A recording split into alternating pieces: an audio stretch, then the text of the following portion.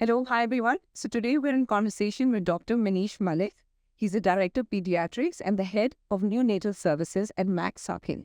Hello, Doctor. Hi. Thank you for talking to us, taking out some time.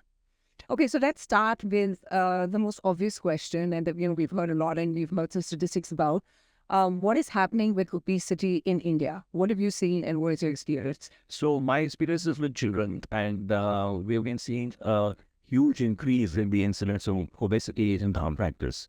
And I would say a large majority of the children that I see above 8 years of age are overweight, and it is becoming a major health problem. And niche here, I still think. And what? I mean, I think the primary problem is the incorrect food choices that are being made early in childhood. And I think the first mistake happens right in the first few months, as soon as weaning starts. right. So that's where the problem starts and then gradually gets worse. So making a wrong choice, once your palate is used to strong taste of sugar and salt, in whatever form it may be, it's very difficult to go back from there. And once that has started, no matter what effort you make at a later stage, it just doesn't seem to work. Got it. And I think there's also a lot of societal pressure on defining what a healthy child is, right? Yes, definitely. I think most young parents are pretty clued in as to what to expect with regards to the growth of the child.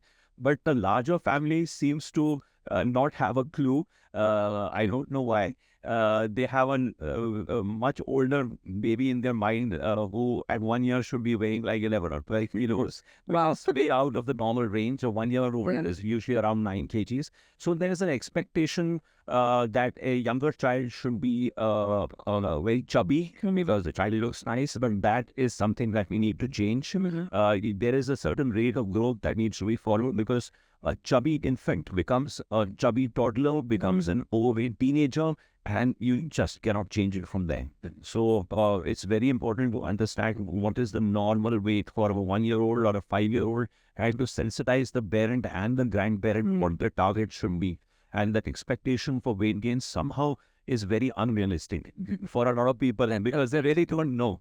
So they have to be told. And I think in our practice, all pediatricians are using a growth chart. Yeah. So it's important to stay within those lines, between the 10th and the 75th percentile.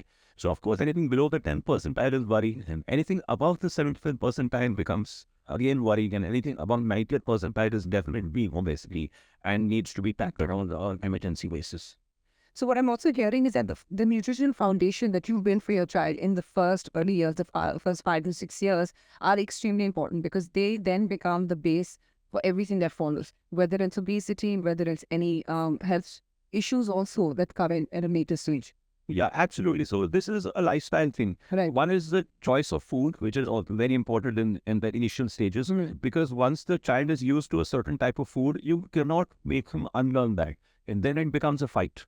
And so if the choice initially is correct, then you stick to it, then most children are okay with their portion of fruit, their portion of vegetable. Great. I think, we've understood the problem. Maybe some solutions from your end, because, of course, now we're living in an era of working dual parenting, digital parenting, all of this. So that's probably what makes it harder, even though they're aware. Yes. So some solutions from your end that you've seen and might have given to your patients. So I think what message I give to the parents is try to keep things simple. Right. Of course, most parents now know that we don't add any extra sugar or salt till at least 1 year of age. And even after that, try to keep the pace on a gentler side.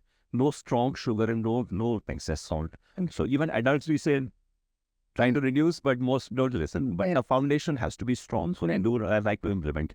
So, most parents are working, time is less. So if they can do simple home cooked meals, great. But if they are not able to do that, then the solution is to look for something which is healthy, nutritious, and avoids, the excess calories or salt or sugar, kind of thing that we look for in home cooked. Correct. And protein?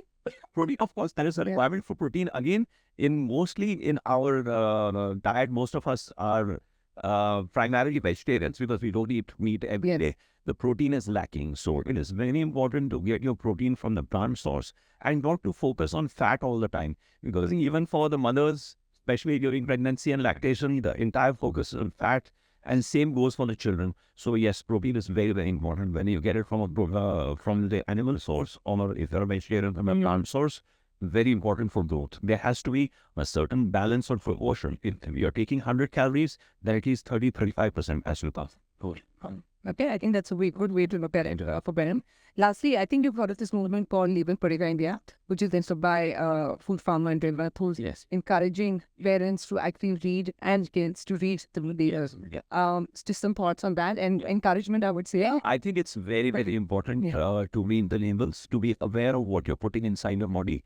You will be, I think most people will be really alarmed to read the actual amount of salt and sugar they are taking in, and the amount of preservatives and other things that are being added to the food.